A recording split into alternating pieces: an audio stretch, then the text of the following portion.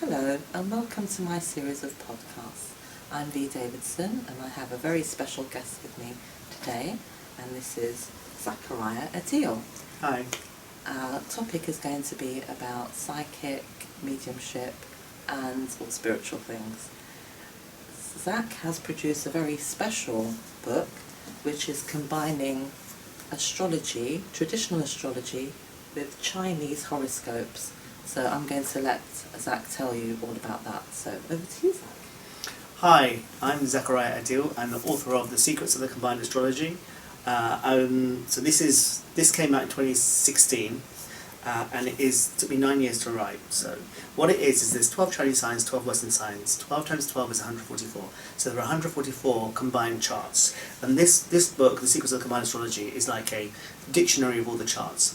However, if you want to go into more depth, because this holds all the charts, but only like about 4 or 5 pages per chart, you can buy an individual chart. So this is mine. I'm a Chinese year of the sheep and I'm Aquarius.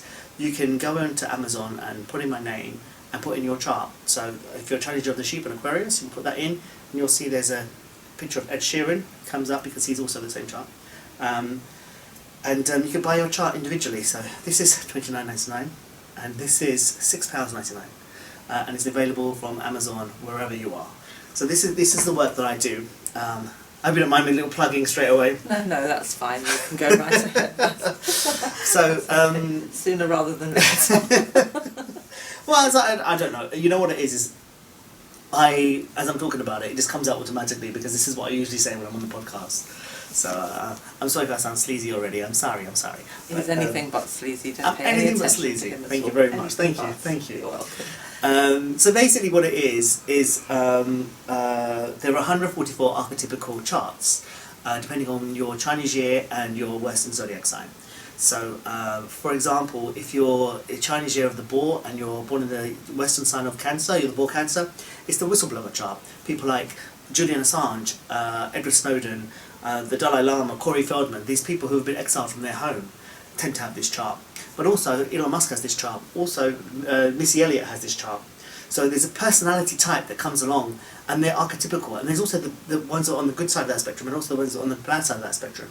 But there is like a typical personality core to each of the 144 charts. And that's what you'll find in this book and in your individual charts as well.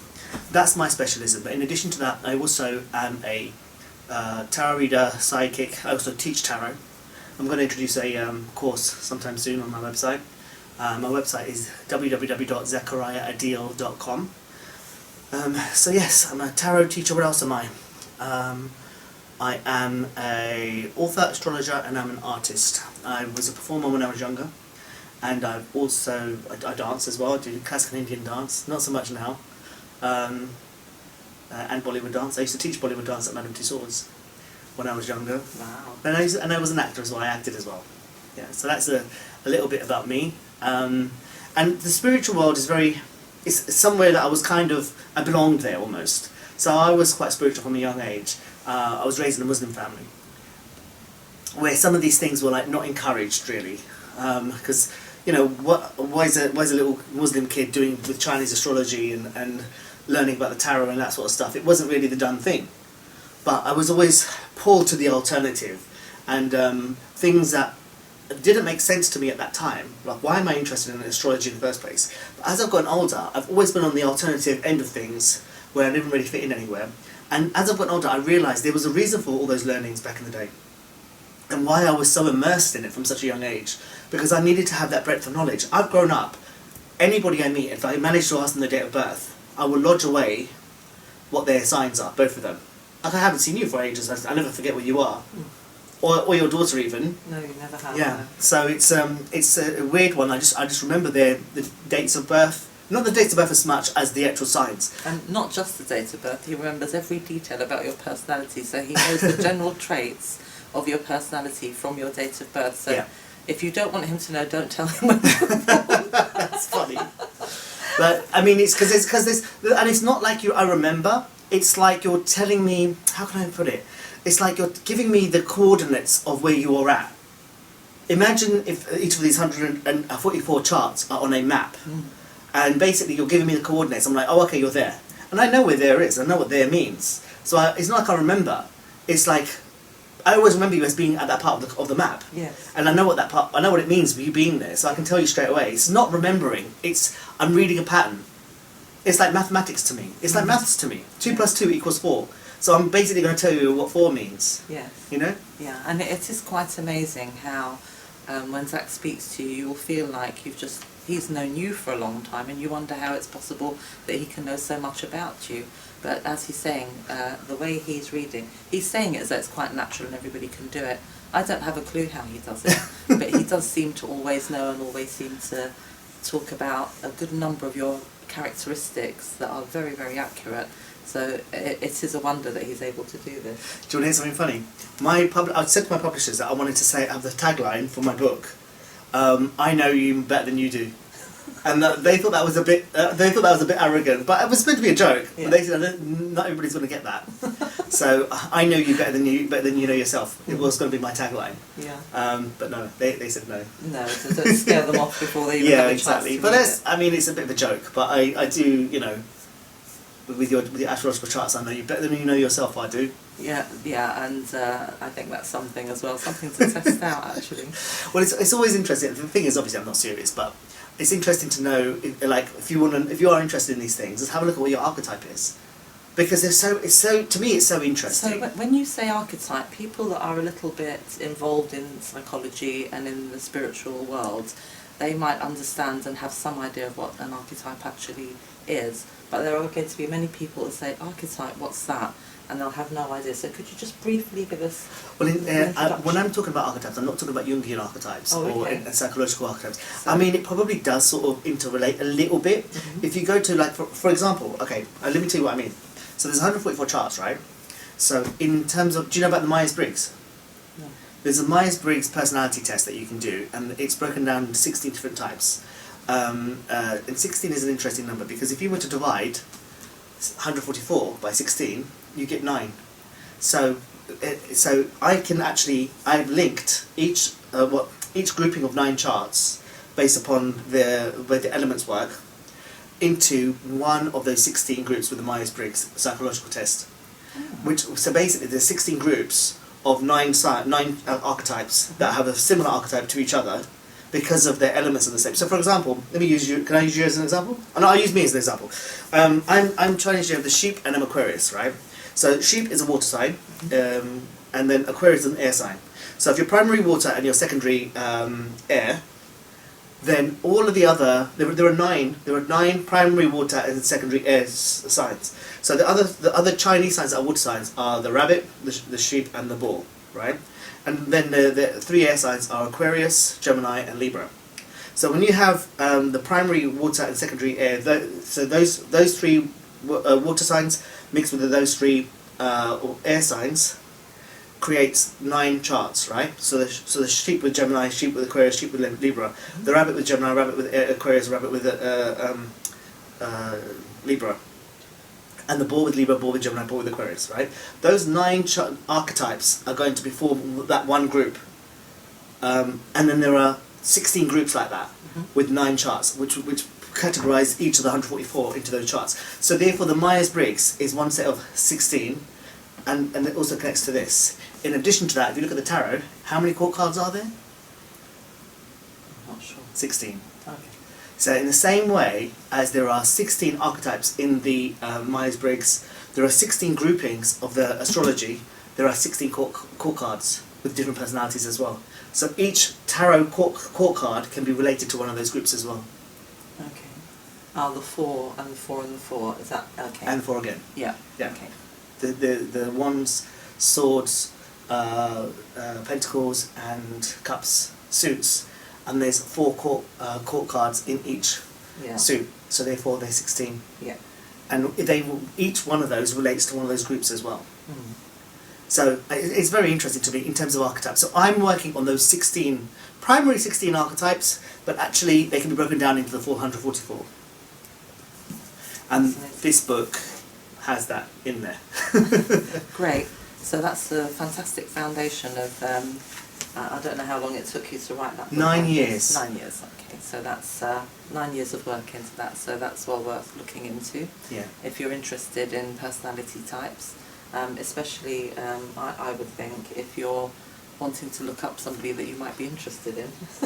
Well, compatibility, compatibility is one of the main reasons why I get hired all the time, because people want to know who their ideal match is. Well, there's two reasons. Compatibility is one of them, and also I work with a lot of people who've dealt with narcissistic abuse, who've had narcissistic abuse. So they come to me as well to find out about what's happened and make sense of what happened, and secondly to help them start releasing that and move away from that abusive situation that they've been in.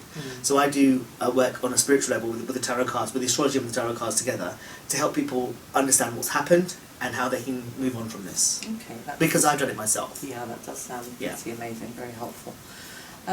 So I'm wondering, what was it? Obviously you've got these gifts and talents and these abilities that the majority of people don't have. And I'm wondering what it was that gave you permission within yourself to actually come out and do that, because obviously when you spoke to your publisher and you said, you know, can I say I know you better than I do, they said, oh no, that's not a good idea, because, you know, we know that there are people that won't understand, are not up for it, and are going to just think that it's all madness and craziness.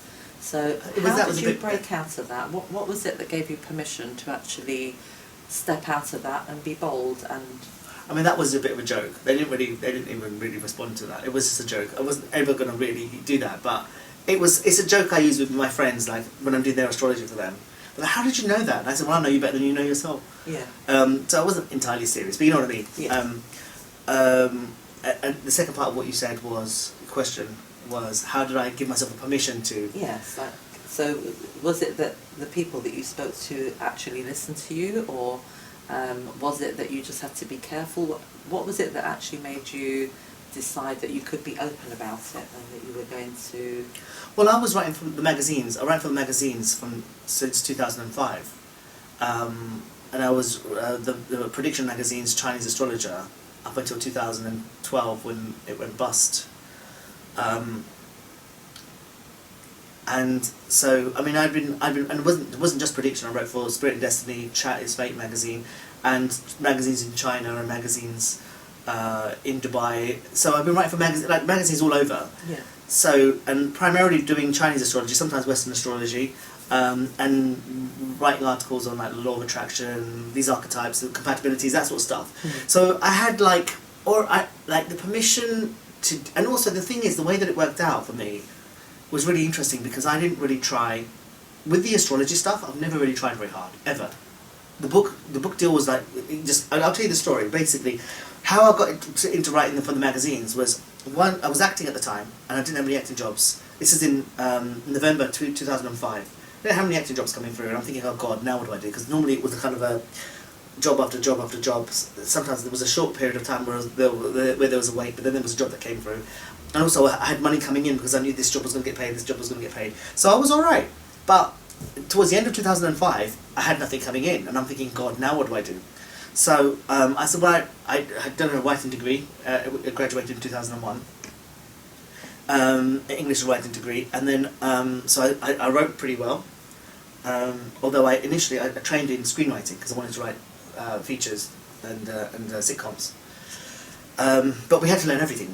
We learned journalism, we learned everything, because it was basically an all-round specialism in the writing to turn you into a versatile writer.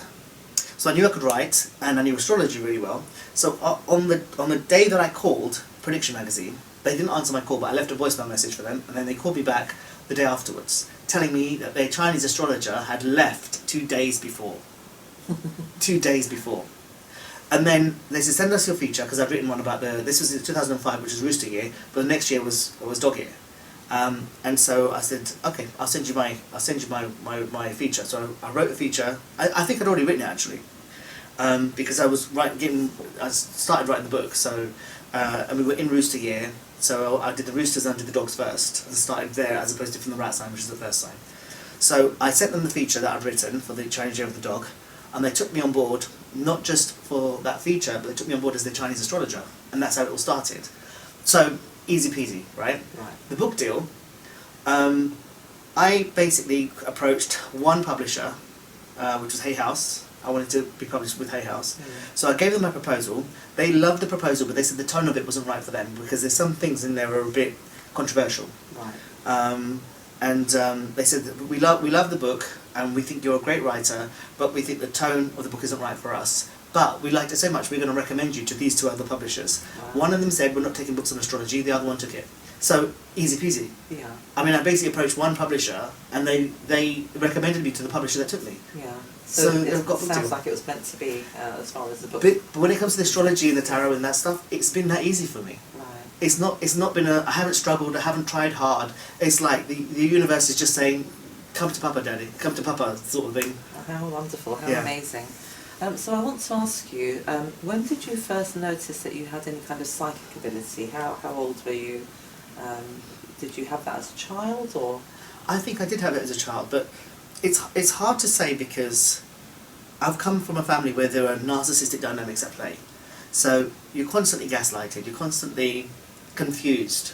So what your idea of the world and reality is somewhat conflicted with the way that other people in the family remember it. So you say one thing, and then somebody says, that never happened that way, you're lying, you're this, whatever. So I remember one thing, my family remembers something else, but what I remember is that I used to see outlines of people, like a light, like an outline. Oh, do you mean like an aura?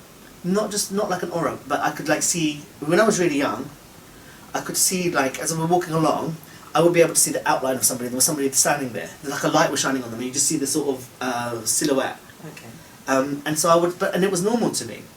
And I would sometimes mention it to people, and sometimes I wouldn't mention it, just because I assumed everybody could see it.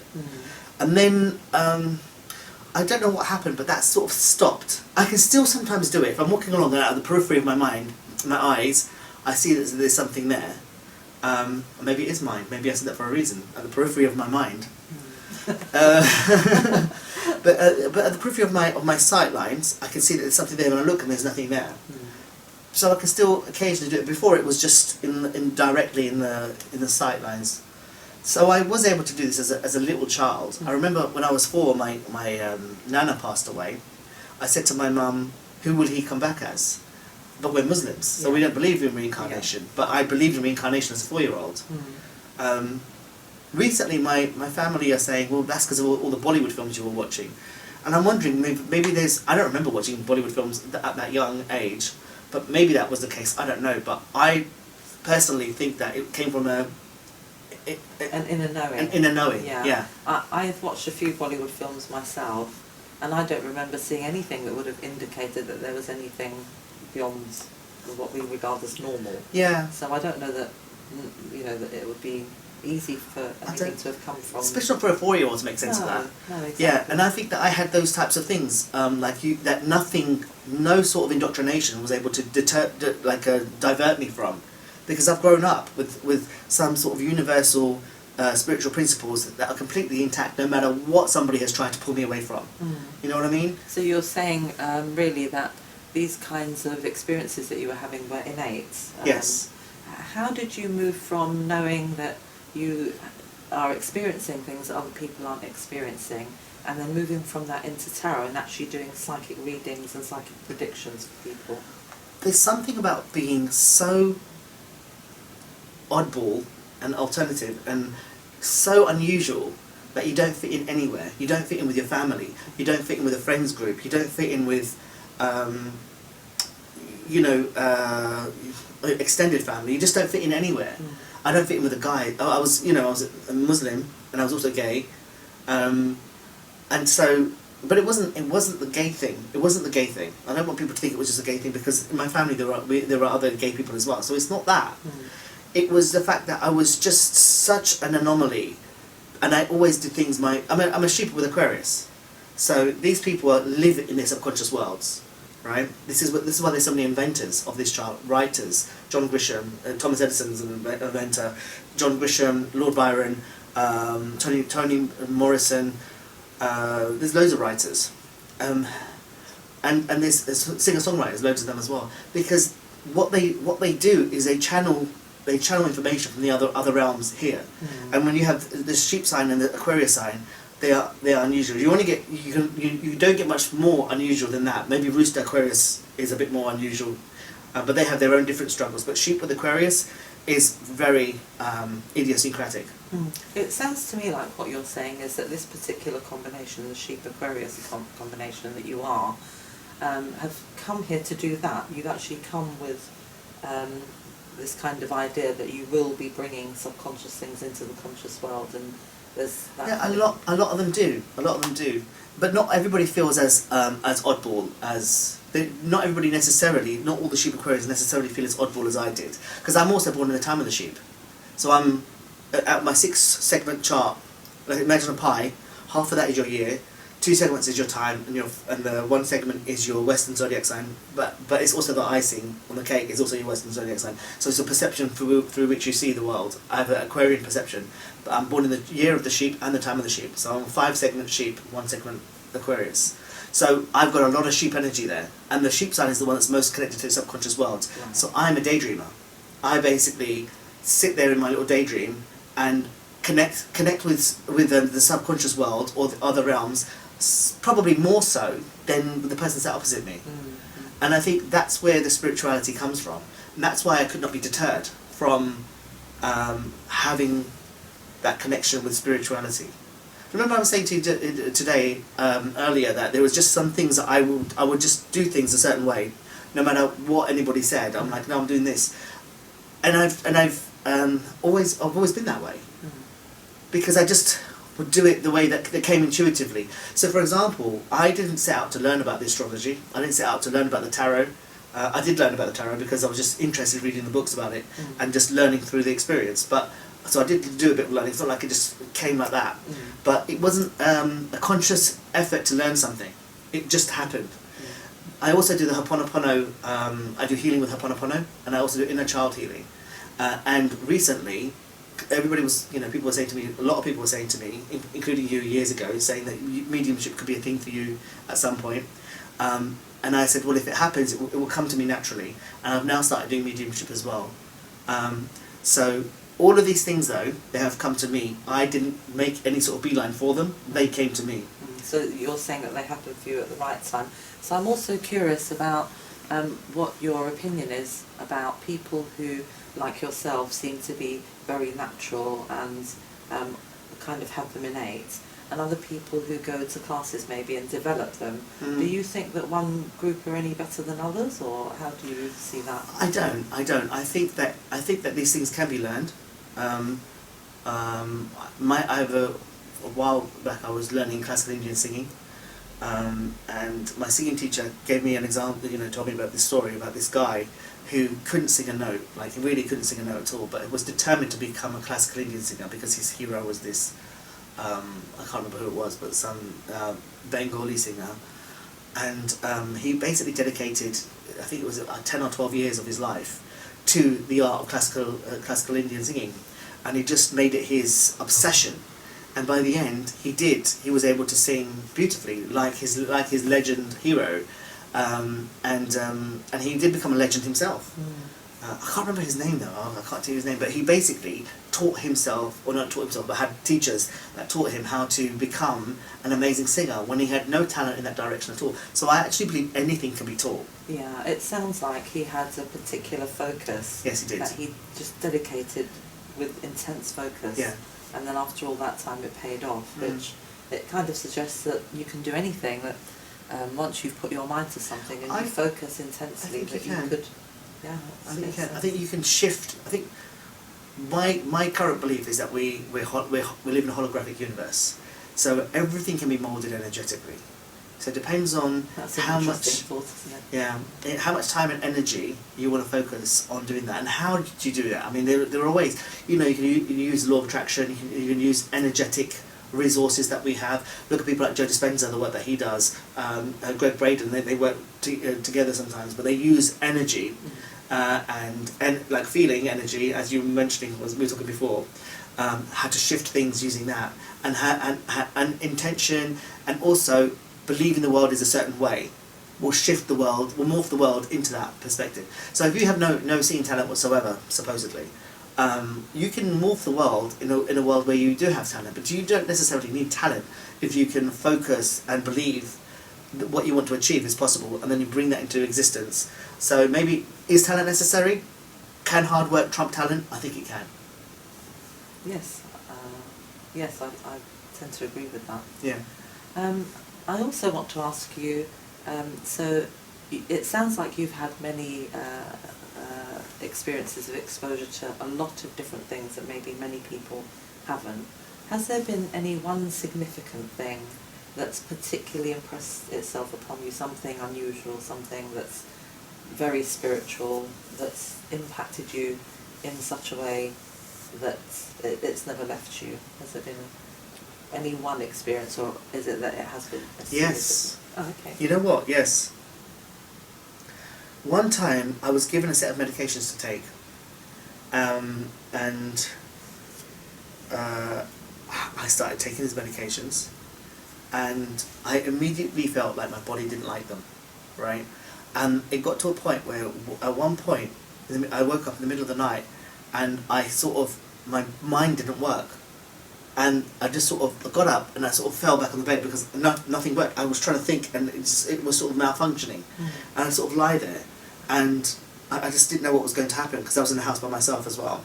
And then all of a sudden my chest area just went really warm and I heard a female voice saying, because I didn't know what I was struggling, I heard a really soothing female voice saying, "Lie down." So I just sort of stopped struggling and lie down. Breathe deep. So I breathed really deep. And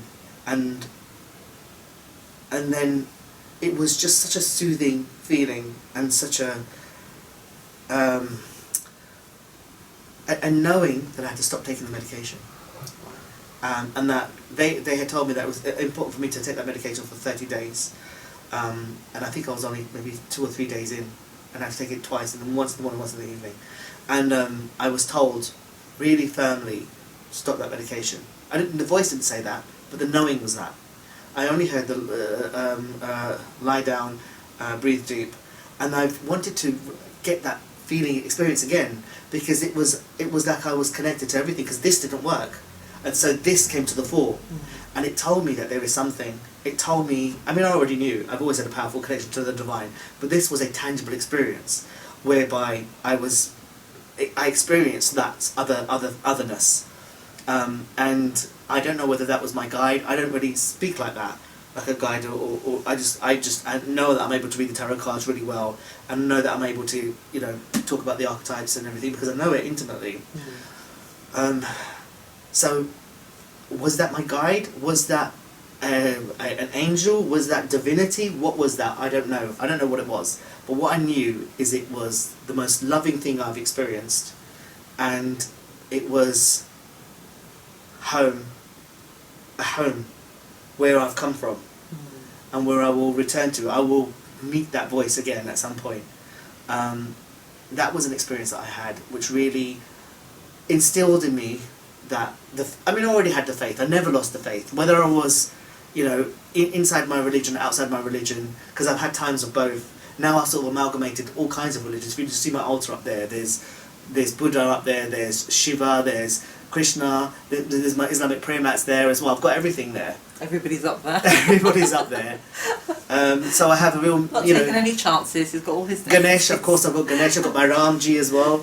I've got everything. But it's because I sort of understand that the God is everything. God is in everything. So why fight over something when you can appreciate and understand that the divine spark is in everything, even a rock that we think is unconscious. But how do we know it's unconscious? How do we know there's not consciousness there? It exists. So I think God is in everything, and as a result, I put it all on a pedestal. You know what I mean? You honour everything. I'm trying to find the right word. Yeah. I have reverence. I have reverence for everything. Yeah. And all incarnations of God. Why diss anybody's God? Or why look at it like that, as opposed to the opposite, which is have reverence and respect and love and respect for everybody's God, because God is God. God energy, the divine energy, is the same energy. So what difference does it make if you call it Ram or if you call it Allah, or you know? It's something that is so, it's that energy that I felt. Do you feel that we're in a time now where more and more people are coming to that awareness? So instead of the old-fashioned ways of clinging on to God, their own God that with its own name and its own religion, that people are now being more open and recognising, that if there is a God, he's surely got to be taking care of everybody, maybe under different names in different places?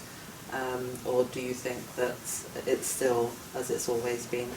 I think things are changing, but you again, before the podcast started, we were talking about duality earlier, and as this awakening amps up, tell me what you think as well, because I'll be interested in your perspective. But I feel like as the awakening happens, and more people are opening to these ideas, what happens is on the other end of the spectrum, more and more people are being pushed away and going further and further from the light. Not to say that they're going to some dark place and becoming more and more evil, not necessarily, but they don't realise that they're being more and more confused and disconnected from the divine energy. So as more and more people come here and become more focused to it, more and more people on the other end of the spectrum are going further and further and further away. And that's been my experience. They don't think they are, but they are. They have the idea of their religious way, but there's a difference between religion and connection to the divine. Religious ritual versus connection to the divine. Because you don't necessarily need ritual to connect to the divine, no, I think. Absolutely not. So I think that's interesting, but I do think, yes, there are lots of people that are able to connect to the divine without necessarily needing to be religious. Because I feel like that's how I started. I wasn't particularly religious. I was religious because I was raised in that culture, in the Islamic culture, and I love it. You know, I don't necessarily go to mosque as much as I used to, but you know, I will still pray. I still will do Islamic prayers sometimes before I go to sleep. You know. In fact, more and more these days, because it has a powerful impact upon me and upon my subconscious being. And so you obviously think it's okay to mix religion with spirituality and well, do a little bit of both? Absolutely, look, whatever it takes for you to feel connected. So before, when I used to pray in the night time, I just used to say, speak to the Allah Miyanji, to go to Allah. In the Islamic way, whereas now I will call God by the term source, divine energy, Allah, Bhagwan sometimes as well, Ram. I often speak to Ram. So it just whatever feels right in the moment, and sometimes in the night time when I'm praying, I will use all of those. I will call on all of them.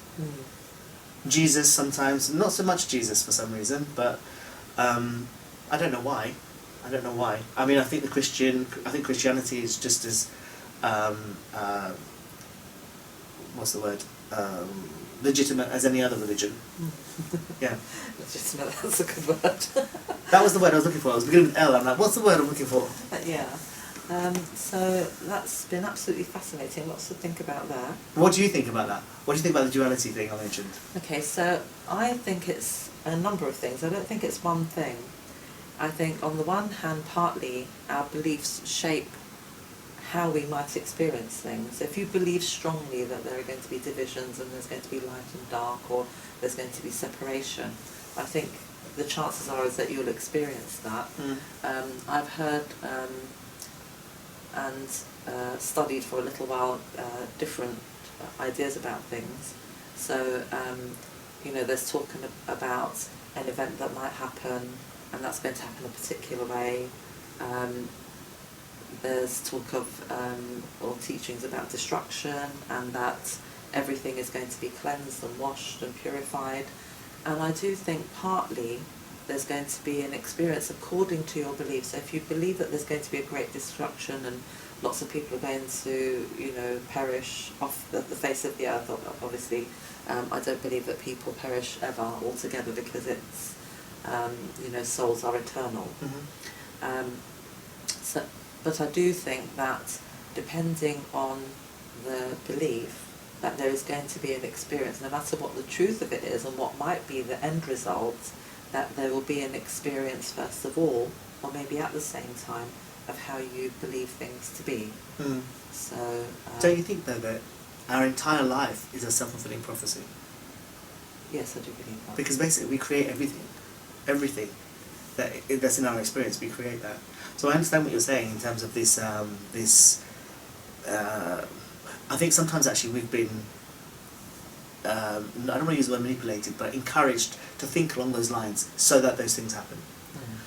But it doesn't necessarily have to, you know. No, it depends on what you believe is going to happen, it's Yeah. what you're going to create for yourself. As I say, it's a holographic universe. So I'm creating my universe, you're creating yours, and your entire experience is being created and can be changed like that. Yes. If you know how to do it, yeah. Yeah. So, talking of which, how does that relate to the readings, right? Because if I've laid out your cards, I'm saying this is what's going to happen, and you can change it like that. What happens is I will normally have a discussion with people before they do the reading, saying, look, do you know about the law of attraction? Do you know how that works? What you keep at the forefront of your mind, you will attract into your experience. And then what I'm doing is I'm looking into your law of attraction pot to see what you've set forth so far. So if you have a reading and you're not happy with the cards that have come up, what I would say to you is you need to shift your energy. And if you shift your energy, shift your vibration, then you can actually, then the card reading we just did becomes null and void, because you're vibrating at a different frequency. If you're vibrating at a different frequency, what we've just seen in the cards might not necessarily happen. And when you say shift your energy, you're talking about shifting your thinking. Change your thoughts, you change your life, yeah. Right. So yeah, when you change the way that you're thinking, and you can do that through meditation, affirmations, mirror work, whatever it is that's necessary for you. And I've done it for myself. I've had times where I've had like financial struggles. I've used the law of attraction to buy houses, to buy cars. It works. For me, my struggle not my struggle. For me, what has been a point of, I don't know how to say it, challenge was my weight. So at times I'm in control of that, at other times I'm less in control of that. But what I find is, as I proceed, things are constantly improving for me, because I choose to stay focused. And I have times when I'm down, we all do. But then the thing that I try and remind myself is once you can lift that energy, and you don't let things get you down. So yes, bad experiences happen. I was saying to you personally, like one-to-one earlier, some things that have happened recently that could be devastating for certain people, but because I have an understanding of spiritual processes and spiritual ways of working, I'm not going to let those things get me down, and actually I'm going to use those spiritual processes again to create the things I want in my life. And I'm in the process of doing that, in terms of the health, in terms of the wealth, and all those things. So yeah, I know that you can shift your energy and change your life, and I'm doing it now. That's a lovely point, I think, to be finishing up on. So thank you very much for sharing so honestly and so openly from your heart. It's always very touching, I think, when information comes directly, from someone's heart. It has a different feel to it. So thank you for sharing so openly and honestly. My pleasure. Thank you. And I just would like to ask you, before we end, if there's something, a message, something positive that you'd like to share with our viewers, so that they can have something to maybe set off on to further their journey and their developments. Well, if you go to my website, www.zakariyaadeel.com, you'll see that my little tagline is "Take inspired action." So don't take action when you're in a low state. So the thing is, just wait it out. If you feel things are bad and you're struggling, don't make any big decisions when you're in that sort of place. Just wait. Let things settle. Take deep breaths. Do what you can to raise your energy, raise your vibration from wherever you're at. And once you get as high as you possibly can, as better as you possibly can, then maybe take action from that point, or wait until you can then raise yourself higher and higher and higher. Basically, get to a place where you're somewhat contented, and then make decisions. Don't make your decisions from a low frequency place, because they tend to keep you in a low frequency place. So you mean like negative thinking, like thinking bad things? Yeah, when you're low, wait it out until you feel better before making big decisions. Yeah. Yeah. Sounds wonderful. Yeah. So thank you very much for that. Take inspired action. That's what I'm saying. Yeah. Great. Thank you so much for that. Thank you. You were wonderful. You were very receptive and open, and you created a very nice environment that let me speak my mind very openly. Oh, you're welcome. Thank you very much. Thank you. Okay. Thank you very much. So we'll put the details below in the bio so that you can have access to the website and the books, and also if people wanted to email you or contact you, would that be something that absolutely. What I'll do is I'll give you my astrology WhatsApp number, so you can put that in the description box, and you can email me at zakariyaadeel@gmail.com. Zakariya is spelled ZAKARIYA, Adeel ADEEL @gmail.com. Right, great, thank you. Thank you very much. Thank you. And thank you all, and hopefully we'll see you next time. Thank you. Bye. Bye for now. Bye bye.